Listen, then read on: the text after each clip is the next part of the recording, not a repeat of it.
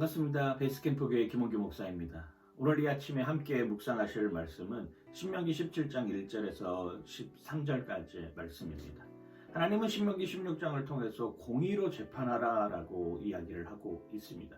공의라고 하는 것이 무엇일까요? 그렇습니다. 하나님의 절대적인 권위를 인정하는 것, 이것이 바로 공의라고 표현하는 것이죠. 절대적인 권위가 인정되어질 때 상대적인 권위도 인정되는 것 아니겠습니까? 절대적인 기준이 사라지면 상대적인 권위는 인정되기 어렵습니다. 그 상대적인 권위들은 힘의 논리에 의해서 약육강식으로 사라져 버릴 수밖에 없는 것이죠. 이걸 우리에게 경고의 메시지로 보내주고 있는 것입니다.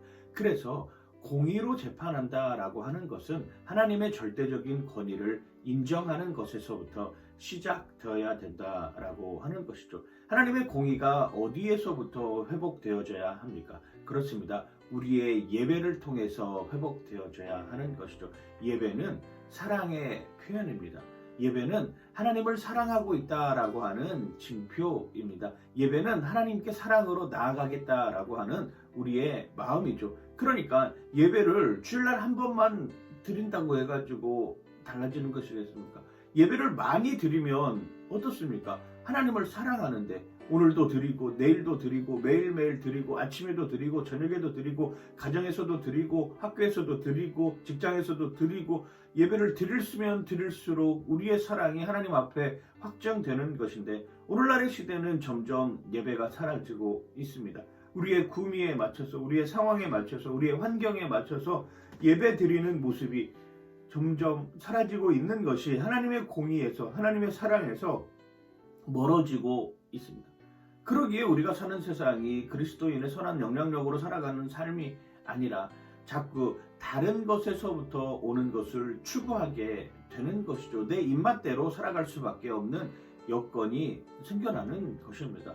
우리는 장소가 중요한 것이 아니라 내가 어느 시간이든지 어느 공간이든지 어떤 장소이든지 상관없이 하나님께 예배드리는 자로 서 있어야 된다라고 하는 것을 기억하셔야 되는 것이죠. 그게 예배를 사랑하는 사람들의 삶의 모습입니다. 한 번, 아니 2번, 10번 하나님 더 예배드리지 못해서 죄송합니다라고 하는 이런 마음으로 하나님 앞에 늘 예배자로 서 있어야 되는 것이 우리의 마음가짐이라고 하는 것을 여러분들 잊지 않고 기억하시길 바랍니다. 예배가 무너지고 공의가 사라지고 예배가 사랑이라고 하는 것이 잊어버려지는 순간 어떤 일이 일어납니까? 하나님께 드려야 할 것들을 자기가 취하기 시작합니다. 욕심이 생겨나는 것이죠. 그래서 오늘 신명기 17장의 시작은 어떻게 표현합니까? 흠 있는 것, 연약한 것, 하나님께 드리기 좋은 것으로 드리는 것이 아니라 그냥 내가 쓰다가 버리는 것을 드리는 모습이라고 하는 것이죠. 그걸 하나님이 한탄하시는 것입니다. 이게 예배가 무너지기 시작하니까 공의가 사라지기 시작하니까 자기의 욕심이 드러나기 시작하는 것이죠. 하나님에 대한 절대적인 권위를 인정하지 않는데 그 절대적인 권위에 대해서 복종하지 않는데 좋은 것 드려서 뭐 하겠습니까? 흠이 있는 것 그냥 쓰다가 버리는 것들 하나님께 가져오는 것이죠. 여기서부터 공의가 사라지고 여기서부터 하나님의 절대적인 권위가 무너지는 순간 그 나머지 것들은 다 무너지게 되는 것이죠. 그러면서 어떤 일이 일어납니까? 1월 성신을 섬기기 시작합니다. 하나님이 가장 싫어하는 것 중에 하나가 이거잖아요. 다른 데 가서 자꾸 절하지 말아라. 다른 곳에 너희들의 마음을 빼앗기지 말아라. 다른 곳에 너희들의 시선을 두지 말아라 라고 분명하게 이야기를 하고 있는 것입니다. 하나님 이거 정말 싫어하십니다. 선지서들의 표현에 의하면 이렇게 다른 데 마음을 빼앗기는 것, 우상에게 자꾸 절하는 것 이런 행위들을 마치 창녀를 찾아가는 사람들의 모습으로 비유되기도 하는 것처럼 말입니다. 오늘날은 이런 시대에 우리는 살아가고 있습니다. 절대적인 권위인 하나님에 대한 그 생각이 무너지는 순간 상대적인 권위들이 서로 옥신각신하면서 자신들의 권력을 투쟁하고자 하는 모습으로 남게 되는 것을 우리는 여실히 보여주고 있는 것이죠. 그 대표적인 예가 무엇입니까? 인권이라고 하는 이름으로 하나님에 대한 절대적인 가치를 점점 무시하는 삶을 사는 것입니다. 그리고 신명기 17장은 뭐라고 표현합니까? 이렇게 가증한 일을 행하는 사람들은 성문 밖으로 데려다가 돌로 쳐 죽여라까지 이야기를 합니다. 절대적인 권위를 인정하는 사회에서는 가능했습니다. 그런데 상대적인 권위가 점점 많아지고 있는 오늘날의 상황 속에서는 이러한 것들이 점점 사라져 버리는 것이죠. 거기에 마음까지 다 빼앗겨 버린다라고 하는 것입니다. 하나님은 거기에도 장치를 마련해 주었습니다. 증인들을 반드시 세워라. 사람이 그렇잖아요.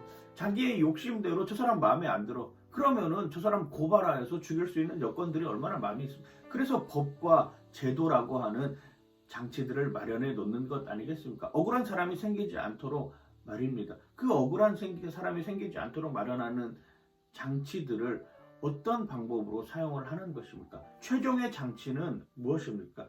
신명기 17장 11절에 곧 그들이 내게 가르치는 율법의 뜻대로 그들의 내게 말하는 판결대로 행할 것이요 그들이 내게 보이는 판결을 여겨 좌로나 우로나 치우치지 말 것이라. 최종의 판결은 하나님의 말씀에서 비롯되어야 된다라고 하는 것을 분명히 말씀해 주고 있습니다. 빵장수가 맛있는 빵을 만들기 위해서는 욕심을 내어야 됩니다. 빵에 대한 욕심이 가득하게 있는 사람이 맛있는 빵을 만들어내는 것이죠. 그런데 그 욕심의 동기가 어디에서 비롯되느냐에 따라서 천차만별로 달라지는 것입니다.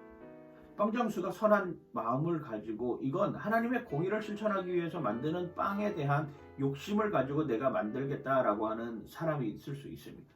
그런데 빵장수가 내가 더 많은 돈을 벌어야 되겠다라고 하는 생각하는 마음의 욕심으로 빵을 만들 수도 있는 것이죠. 또 다른 빵장수가 자신의 명예를 위해서 맛있는 빵을 만들어야 되겠다라고 하는 욕심이 있을 수도 있습니다.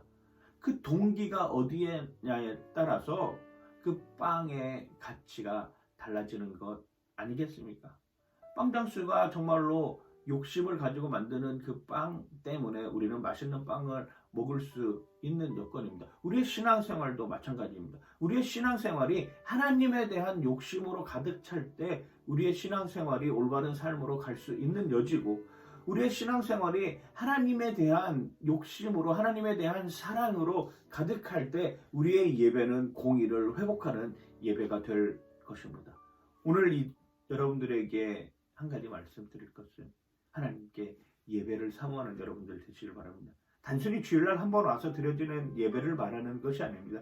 우리의 삶의 자리에서 끊임없이 예배드리며 하나님 앞에 나아가고 그 사랑을 확인하고 점검하고 절대적인 권위자가 하나님임을 기억하는 오늘 하루를 살아가는 여러분들 되시길 주님의 이름으로 간절히 축원하고 축복합니다. 파이팅!